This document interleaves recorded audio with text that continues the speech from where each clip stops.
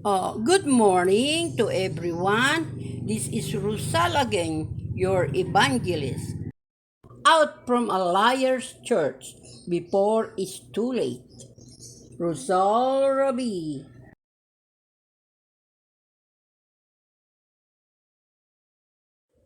Dasal ng Evangelista ng Diyos. Ama namin, nasa langit ka, lumalapit na po kami sa inyo. Banal na Espiritu Santo, tulungan mo po kami sa tunay na katotohanan. Saan simbahan kami pupunta na magtuturo sa amin ng tunay na pabalita. Panginoong Heso Kristo, samahan niyo po kami sa iyong tunay na simbahan. Alam po namin na ikaw ang aming daan patungo po sa langit. Amen. A prayer from Evangelist of God. Father in heaven, we come to you right now. Please, Holy Spirit, help us to understand the real truth and where do we need to go. Church. And this church going to teach us the real good news. Jesus Christ, help us to direct us the real way, going to you. We know you are the way, going to heaven. Lead us to your church of yours. Amen. Psalms 119:160. Ang kabuuan ng iyong salita ay katotohanan, at bawat isa na iyong matutuwid na kahatulan ay mapagkailanman. The word is true from the beginning, and every one of thy righteous judgment endured forever. 1 John 1:6-7. Kung sinasabi natin tayo may pakikisama sa Kanya at tayo nagsisilakad tayo sa kadiliman, ay nagbubulaan tayo at hindi tayo nagsisigawa ng katotohanan. Ngunit kung tayo nagsisilakad sa liwanag na gaya niyang nasa liwanag, ay may pakikisama tayo sa isa't isa at nililinis tayo ng dugo ni Jesus na kanyang anak sa lahat ng kasalanan.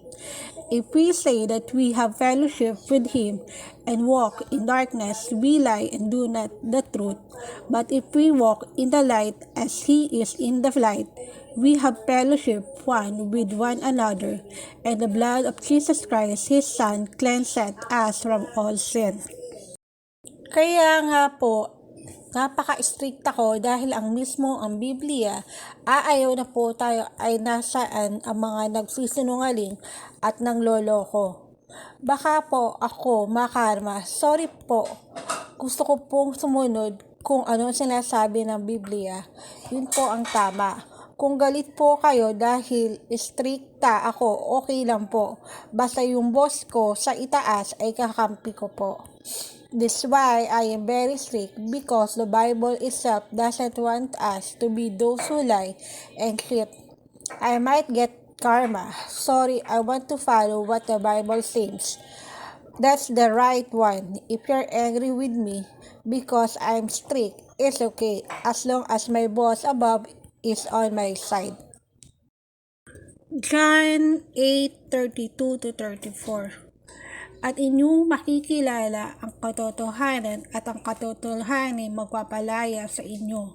Sa kanya'y kanilang isinagot, kami binhi ni Abraham at kailanman hindi na naging alipin ni numan tao. Paanong sinasabi mo kayo'y magiging laya? Sanagot nila at si Jesus, katotohanan sinasabi ko sa inyo. Ang bawat nagkasala ay alipin ng kasalanan.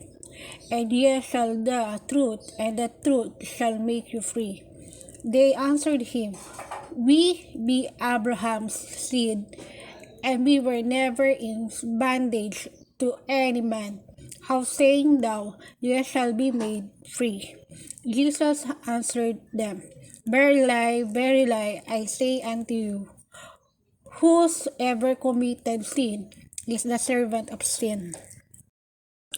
John 4:23-24.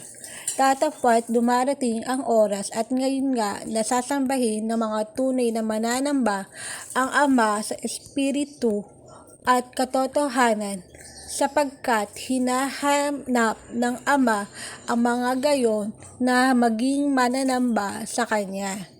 Ang Diyos ay Espiritu at ang mga sa Kanya ay magsisamba at kinakanyang nagsisamba sa Espiritu at sa katotohanan. But the hour cometh, and now is, when the true worshippers shall worship the Father in spirit and in truth. For the Father seeketh such to worship Him. God is a spirit, and they that worship Him must worship Him in spirit and in truth. Paliwanag sa Juan 4:23-24. Ito po ang tunay na dapat at gusto ng ating Panginoong Diyos na sambahin po siya sa Espiritu at katotohanan at hindi po yung larawan niya na ginawa sa kamay ng mga tao. Kaya pumili siya ng simbahan na magtuturo ng tama. Ang Sabadista or Seventh-day Adventist po ay sumusunod sa mga sinasabi ng banal na kasulatan. Kaya kami po ang pinagkakatulaan na magbigay ng pabalita na maghanda at muling darating ang ating Panginoong Hesukristo. Kaya ngayon pala maghanda po tayo at magsisip po tayo magkasama sa kukuni at bibigyan ng buhay na walang hanggan. Maghanda na po tayong lahat. Explanation to 1:4:23-24. Hear the right one, and our God wants to worship Him. Praise Him, the Spirit and the truth, not His pictures or image made by the hand of man. The reason we the Seventh-day Adventists or Sabadista, we follow what the Holy Bible said. Our Father in heaven, PSDA, give us the assignments to give the whole universe the good news that Jesus Christ coming back again to get the peoples ready for His coming. We need to prepare ourselves and repent and sin no more. When He comes, our rewards are in His hands. I hope that right now, all of us are ready. Romans 13:11-12. At ito yaman nakikilala ang panahon na ngayon kinapapahunan ng manggigising kayo sa pagkakatulog, sapagkat gayon ay lalong malapit na sa atin ang kaligtasan kaysa nang tayo ng magsisimpalatayan ng una. Ang gabi ay totoong malalim at ang araw ay malapit na. Iwaksingat natin ang mga gawa ng kadiliman at ating isakbat ang mga sandata ng kaliwanagan.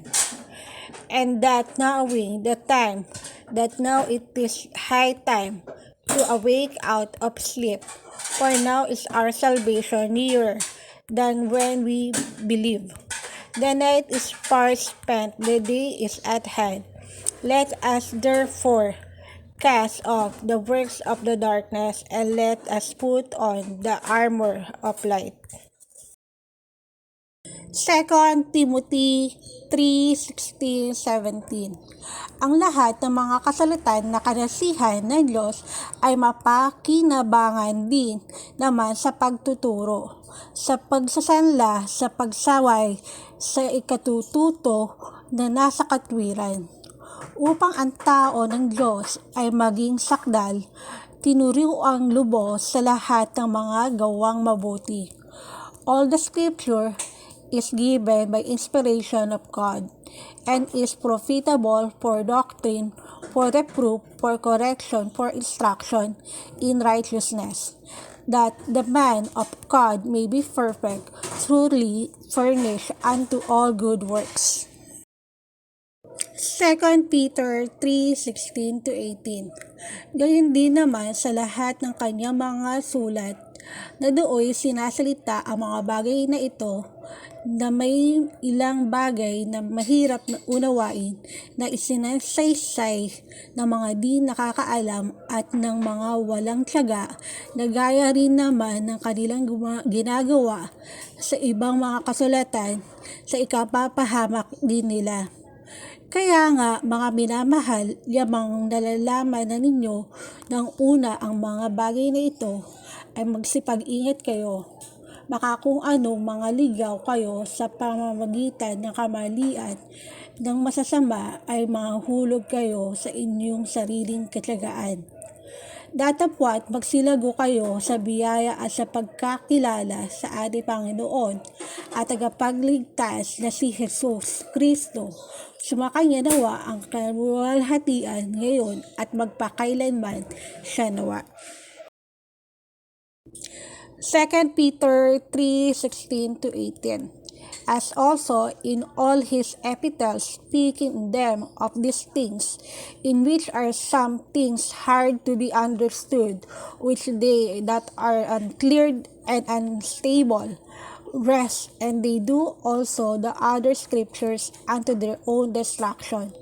Ye therefore, beloved, seeing ye know these things before, beware lest ye also being led away with the error of the wicked fall from your own steadfastness, but grow in grace and in the knowledge of our Lord and Savior, Jesus Christ. To him be the glory both now and forever. Amen. Saint Peter said, bagay na ito ay magsipag-ingat kayo, baka kung anong mangligaw kayo sa pamamagitan ng kamalian na masasama ay manghulog kayo sa inyong sariling katyagaan. Know these things before, beware lest ye also being led away with the error of the wicked fall from your own steadfastness.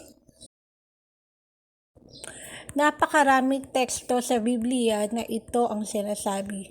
Sa malapit na ang pagdating ng Panginoong Hesus, ang masama ay magiging masama pa, at ang mabuti ay mapapabuti pa. Kung saan ka kabilang dito, ikaw ang pumili noon. Kung ikaw ay kakampi ni Satanas, ayaw mo nito mga pabalitang galing sa banal na kasulatan. Mas gugustuhin mo yung mga naunang mga susunod na mga tao na wala namang basihan kung saan kinuha mga iyong amen. Sa ngayon, ang katotohanan ay nasa mga kamay mo na huwag mong itapon, itago mo sa iyong sarili. Huwag mong ipaagaw sa kaaway. Revelation 22:10-11. At sinasabi niya sa akin, huwag mong tatakan ang mga salita ng hulas ng aklat na ito, sapagkat malapit na ang panahon. Ang liko ay magpakaliko pa, at ang marumi ay magpakarumi pa, at ang matuwid ay magpakatuwid pa, at ang banal ay magpakabanal pa.